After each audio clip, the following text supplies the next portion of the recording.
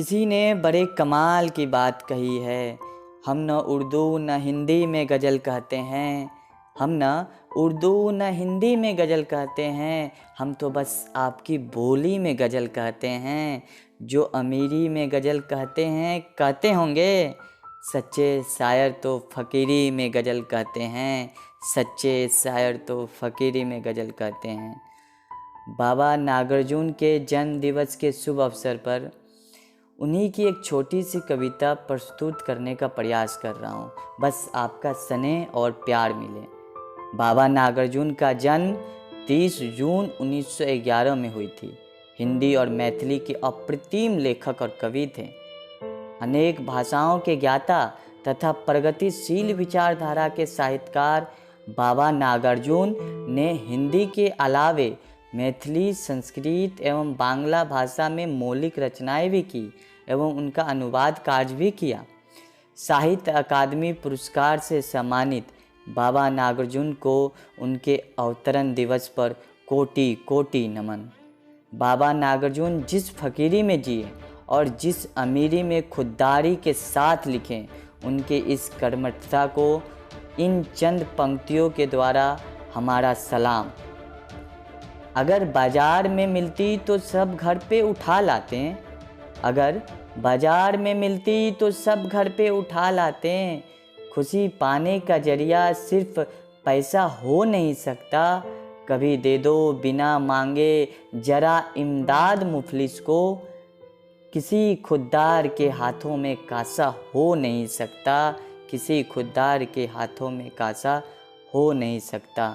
तो आइए सुनते हैं बाबा नागार्जुन की कविता अकाल और उसके बाद।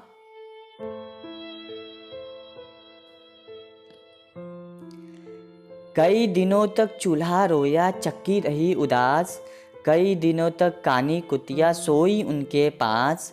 कई दिनों तक लगी भीत पर छिपकलियों की गश्त। कई दिनों तक चूहे की भी हालत रही पस्त। दाने आए घर के अंदर कई दिनों के बाद। धुआं उठा आंगन से ऊपर कई दिनों के बाद।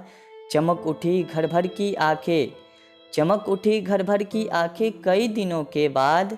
कौवे ने खुजलाई पाखे कई दिनों के बाद। कौवे ने खुजलाई पाखे कई दिनों के बाद।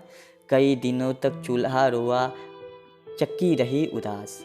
कई दिनों तक कानी कुतिया सोई उनके पास।